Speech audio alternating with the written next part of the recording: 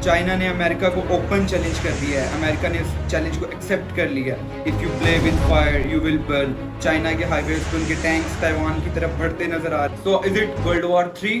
Says it will fight to the very end to prevent Taiwan from being declared independent. Any foreign interference अस्सलाम वालेकुम to all of you, this is Faizan Toor. उम्मीद करता हूँ आप सब खैरियत से होंगे। आज की इस वीडियो में हम चाइना ताइवान कन्फ्लिक्ट को बहुत ही आसान लैंग्वेज में समझने की कोशिश करेंगे। साथ ही यूएस का ताइवान में क्या इंटरेस्ट है। वीडियो बहुत ही इंटरेस्टिंग होने जा रही है, तो सिचुएशन को कंप्लीट समझने के लिए वीडियो को एंड तक देखिएगा। अगर हम चाइना के मैप की बात करें तो चाइना दुनिया का दूसरा बड़ा मुल्क है, लेकिन आप हैरान हो जाएंगे एक और ऐसा मुल्क है जो खुद को असली चाइना मानता है, ताइवान। चाइना की दो गवर्नमेंट्स हैं, कंफ्यूजिंग लगता है। आइए पहले थोड़ी हिस्ट्री को देख लेते। ताइवान एक स्मॉल आइलैंड है। अगर इसमें हिस्ट्री में देखें तो इसको पास में डिफरेंट पार्टीज ने इस पर कंट्रोल करती आई हैं। 17th सेंचुरी में डच पार्टीज ने, उसके बाद किंग डायनेस्टी पार्टी ने इस पर कंट्रोल किया, और 1895 से वर्ल्ड वॉर 2 के एंड तक जापानीज ने इन पर कंट्रोल किया। आज भी ताइवान के कल्चर में जापानीज इन्फ्लुएंस पाया जाता है। वर्ल्ड वॉर 2 में 2 लाख ताइवान के सोल्जर जापान की साइड से लड़े थे। 1945 के बाद वर्ल्ड ऑर्डर चेंज हो गया, आइडियोलॉजिकल वॉर स्टार्ट हो गई दो सुपर पावर्स के दरमियान, यूएस एंड यूएसएसआर। ये वॉर थी आइडियोलॉजिकल, कैपिटलिज्म वर्सेस कम्युनिज्म। जब पूरी दुनिया की नजर यूएसएसआर पे थी तो चाइना में कम्युनिस्ट पार्टी माओ जेडोंग की लीडरशिप में स्ट्रॉन्ग हो रही थी। चाइना में उस वक्त रिपब्लिक ऑफ चाइना की गवर्नमेंट थी। 1949 में चाइना में सिविल वॉर स्टार्ट होगी और चाइनीज कम्युनिस्ट पार्टी जीत गई, जिसकी वजह से रिपब्लिक्स ऑफ चाइना को चाइना छोड़कर ताइवान भागना पड़ा, जिससे चाइना में कम्युनिस्ट पार्टी ने अपनी गवर्नमेंट बना ली। ट्विटर पे ताइवान का कोई भी ऑफिशियल अकाउंट उठा के देख लें तो लास्ट में आरओसी देखने को मिलेगा। दैट्स मीन के ताइवान खुद को असली चाइना मानता है। ताइवान कहता है कि बाकी चाइना पे भी उसका ही हक है, लेकिन कम्युनिस्ट पार्टी ने कह लेंगे फोर्सफुली इलीगल तौर पर चाइना पे ऑक्युपाई किया हुआ है। 1948 से 1949 तक चाइनीज फ्लैग बिल्कुल सेम था जो आज ताइवान का फ्लैग है। तो ये है स्टोरी चाइना की। तो इश्यू क्या है चाइना और ताइवान के दरमियान?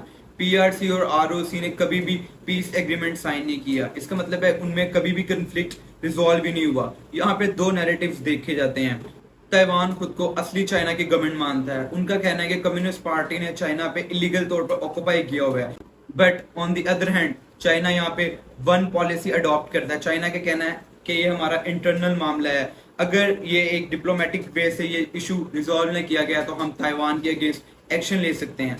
चाइना इसको अपना इंटरनल मामला समझता है। So is Taiwan is a separate state और is a part of China? It depends.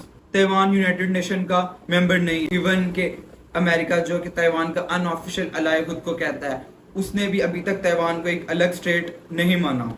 US president का कहना है कि अगर चाइना ने ताइवान पे अटैक किया तो हम बिल्कुल भी खामोश नहीं बैठेंगे। अगर यहाँ पे ताइवान और यूक्रेन की सिचुएशन को देखें तो इनकी सिचुएशन बहुत ही यहाँ पे सिमिलर है। ताइवान चाइना के मुकाबले में एक छोटा आइलैंड है, जबकि यूक्रेन रशिया के मुकाबले में एक छोटा स्टेट है। अमेरिका जो कि यूक्रेन को कह लें कि नेटो का लालच दे के पंप कर रही थी, जिसकी वजह से आज रशिया ने यूक्रेन के अगेंस्ट वॉर अनाउंस कर दी। पूरी दुनिया वेस्ट से ये एक्सपेक्ट कर रही थी कि यूक्रेन का साथ देंगे, लेकिन आज वेस्ट ने यूक्रेन का साथ नहीं दिया। उसकी कोई भी रीजन हो सकते हैं, लेकिन उसकी सबसे बड़ी एक रीजन ये भी है कि रशिया एक न्यूक्लियर पावर है। अगर अमेरिका उसके अगेंस्ट वॉर अनाउंस करता है तो इट मीन्स के पूरी दुनिया के लिए एक बैड न्यूज होगी। ताइवान और यूक्रेन की सिचुएशन में एक मेजर डिफरेंस है। रशिया और यूक्रेन का बॉर्डर लैंड पे है, बिल्कुल एक साथ कह लें कि मिलता है, लेकिन चाइना और ताइवान के बॉर्डर में 130 किलोमीटर की ताइवान स्ट्रेट आती है, जिसमें अगर चाइना को ताइवान पे अटैक करना पड़ता है तो इसमें उसकी काफी बेटर शिप्स लगेंगी, एयर स्ट्राइक्स करनी पड़ेंगी, जो कि चाइना के लिए काफी मुश्किल का सामना करना पड़ेगा। और वेस्ट ने ताइवान को प्रोटेक्ट करने के लिए क्या दिया है? डेमोक्रेसी का रखवाला होने के अलावा क्या अमेरिका के कोई हिडन इंटरेस्ट हैं? बेशक। तो यहाँ पे हम चाइना और ताइवान की इकोनॉमी पे बात करें तो चाइना की जीडीपी मैन्युफैक्चर्स और एक्सपोर्ट्स पे डिपेंड करती है। चाइना दुनिया की फैक्ट्री है।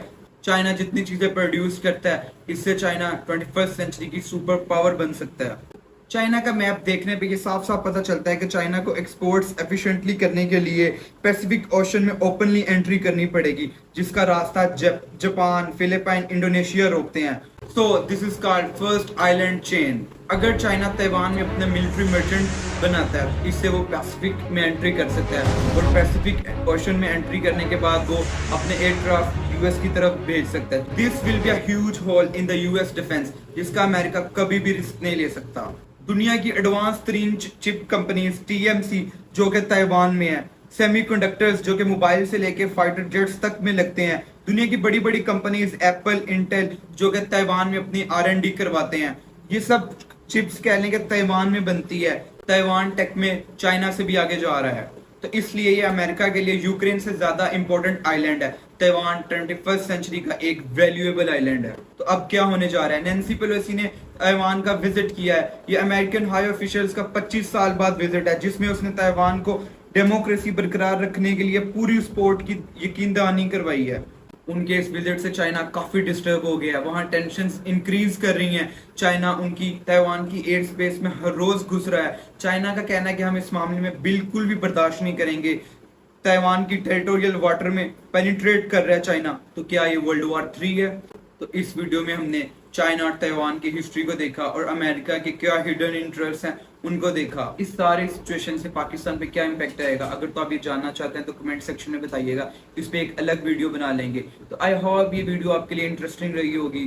तो इसी के साथ मैं अपनी वीडियो को खत्म करता हूँ। चैनल पे नए हैं तो चैनल को सब्सक्राइब करना है। शुक्रिया, अल्लाह हाफिज।